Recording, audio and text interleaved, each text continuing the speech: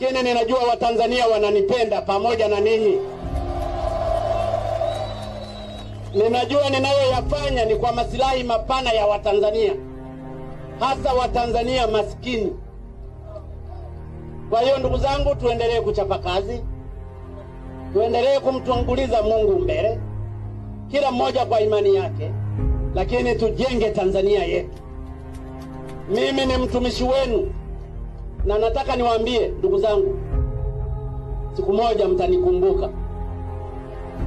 Na mimi ninajua mtanikumbuka kwa mazuri, si kwa mabaya, kwa sababu nimesacrifice maisha yangu kwa ajili ya Watanzania maskini. Kwa hiyo tusimame pamoja, tusibaguane kwa vyama, tusibaguane kwa ajili ya dini zetu, tusibaguane hata kwa makabila yetu. Sisi tuijenge Tanzania.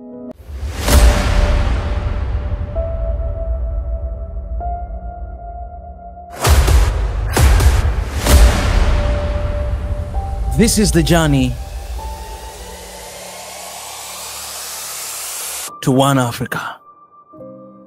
3 years ago today, Tanzania and Africa lost one of the heroes of this continent. John Pombe Maguful.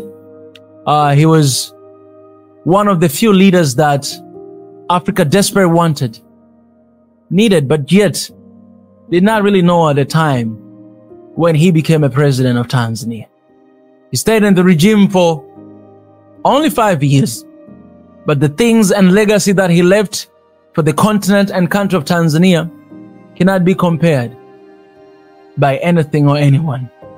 Within 5 years, a lot of changes have been made, starting from infrastructure, battling corruption, tackling poverty, and doing every single thing at the best of his ability to work for the noble people, common mwananchi, like me and you. This is how our president of Tanzania, Maguful, gained his popularity across the world because of his moves, because of what he did, including firing some of the ministers that were not working for the people. You did not have to have 2 chances. He only had 1 chance. If they give you 1 chance and you do not do right, then you're out and somebody else will replace you to do the work for the people. I remember that time, the discipline of the public workers, it was like never before. When you go to hospitals, when you go to public offices, you will see the discipline of the workers and you'll see how they will treat you. Because the president of the country, he did everything that he could to work for the people. And yes, he did not take only him alone to do all the work, but it was him and the entire government at that time. You could see that this is what Africa has been missing. This is the discipline that Africa has missed for so long time. And he proved to us as Africans that it is possible to change this continent with our own money, with our own effort, with our own determination. One of his messages that he always spoke is that Africa is not poor. And do not think that you'll have uncle and aunties from Europe who will come and help you. No, Africa, you must realize that you have a potential and your countries are very rich to change this continent for a living. He did not just speak about this, but he showed it by examples. And a lot of people are asking that, where does this man get the money? Some of the decisions that he made, some of them, not everybody agreed. He was not a perfect man, but he did everything he could to prove to Tanzanian people and Africa at large that it is possible to bring about change. As a result, within 5 years, the country of Tanzania moved from the lower per capita all the way to mid. The vision, it was for the country to get there in 2025 or 2030. But he achieved that vision for only 5 years. And I remember during the time of COVID-19, all the countries across the world, they were locked down. They were locked down because it was not allowed for anybody to be outside. You know, we encouraged one another to have social distance, but this was the time that for him, he stood and he said, if I'm going to lock my country, where our economy will be. Yes, he commanded everybody in the country to be very careful, you know, to use the mask from the local companies in the country. Yes, to play social distance, whatever, to try our best to do everything we can But he said this, that Africa has went through a lot of diseases for so many years and we always conquered. This is not different than any other disease out there. And I remember at the time he received a lot of criticism from the Western countries. But surprisingly, 1 year later, every single country in the world, it did exactly the same strategy that Maguful did, even without acknowledging what he has done. This is one of the leaders that personally, I loved him. I remember I started my mission after seeing what he does. He motivated me. He reminded me who I am. He reminded me that I can actually do something for the continent. I can actually do something for my people.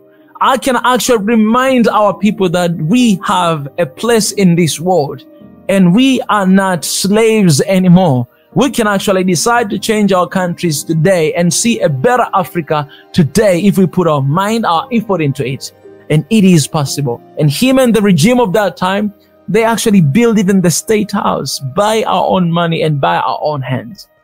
And the relationship between Tanzania and the fellow African countries, it was growing stronger day after day because of that spirit of Pan-Africanism.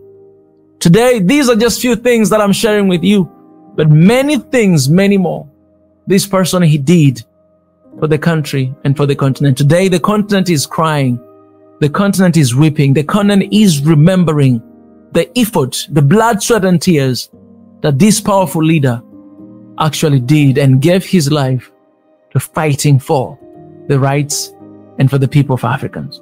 Today, as we remember his sacrifice for this great continent and for the country of Tanzania, I want to share a few words that he spoke, nearly the end of his life. He moved here and here. One of the things that he did, he was moving in different cities, talk to the people, share his message with the rest of the people. And today I'm going to share some of the words that he was reminding the people. One of the things that he said is that God is bigger than anything. Let us put God first in everything we do.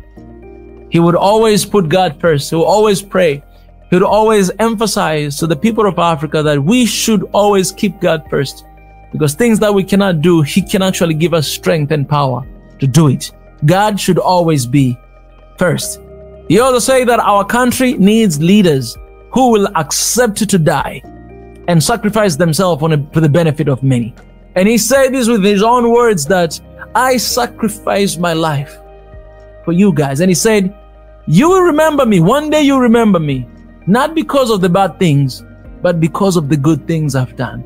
Because I sacrificed my life for you guys, for you Tanzanians, for you Africans. And one day you remember that sacrifice I've made. He also said, I desire to see Tanzania of our dream, the new Tanzania of our dream. I am giving my last call to Tanzanians to unite and to fight bribery and corruption. That is, continue the struggle and never look back, never go back. He did not just speak this, but he showed example by fighting corruption every single day. I'm telling you, during his regime, the corruption, it was not there. Everybody was working hard for the common mwananchi, because he constantly called himself that he is the president of the poor people. And he did that by action. I love my country. I promise to protect it until the day I die. He did not just say this. He loved the country of Tanzania. He loved the continent of Africa, and he protected it. He did everything he could. Today, he left a legacy.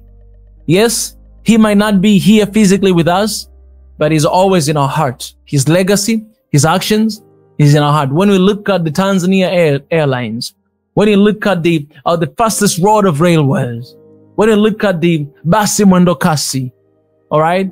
When you look at the different airports across the country of Tanzania, when you look at the economy of the country, well, when we look at the infrastructure of the country, when we look at the various industries, when you look at a lot of things that he've done in the country, when you look at the State House, well, when you look at the dream of J.K. Nyerere to move the Tanzanian government to the capital city of Tanzania, Dodoma, when you look at Dodoma, we see him. We see him. When you look at Nyerere Dam, that was the vision of our father, Julius Kambarage Nyerere, when you look at the implementation of that vision, we see the President Maguful. It is my call to the rest of Africans to continue to honor his legacy, to continue to honor his action by actually do it, by actually working, because he had his very one philosophy that called hapa kazi tu. It means work all day long, only work 24/7, only work. Let's remind ourselves, let's be disciplined enough. Let's not be lazy. Let's work for the benefit of our people in the continent. And final remarks, I would say, R.I.P. John Pombe Magufuli. Lala Salama. We miss you. We remember you. But we know the legacy that you left is actually alive and well in the country. And that's why today Tanzania is still moving forward, because of the foundation of what you put out there. We love you. Continue to rest in peace. And for Tanzanians and Africans, let this be our motivation to move forward towards the Africa we want, Africa we deserve, one Africa we are fighting for.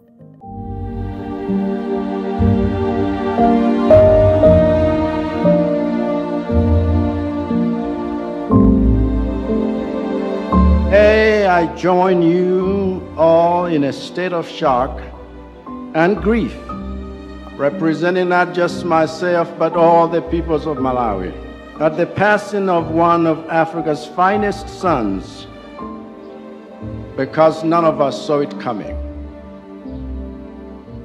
This ability to let no one see his next move coming, which we find unsettling in death, is also what we find inspiring in life.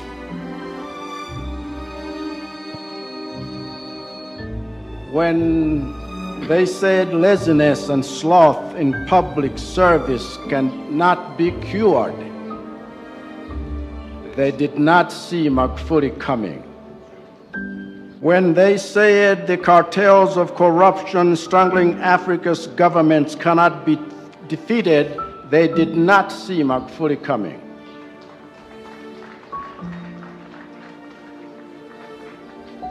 When they said African states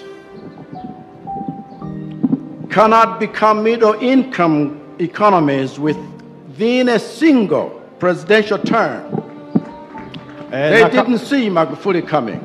When they said infrastructural projects in Africa cannot be completed on time and on budget, they did not see Magufuli coming. When they said the only way to pursue our development is to follow failed prescriptions of foreign financial institutions that have left Africa more impoverished and in debt than they found it, they did not see Magufuli coming. To us, who had the privilege of knowing the unpredictable Magufuli, the example of his life of service shall forever be a launching pad of our own. To us who have the honor of going through this world as Africans, Magufuli's love of country shall forever be a light on that pilgrimage. To us who have been entrusted with governing the nations of our beautiful and rich continent, Magufuli's leadership shall forever move us out of complacency.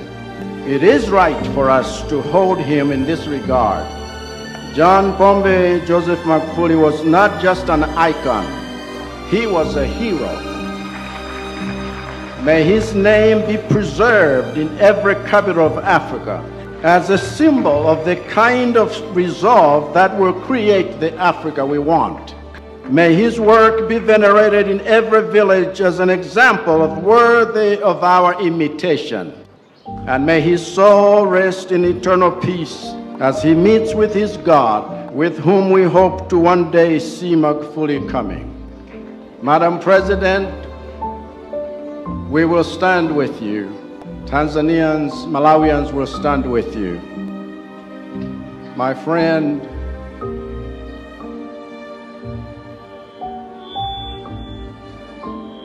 Kwa heri ndugu yangu. My deepest condolences to you all.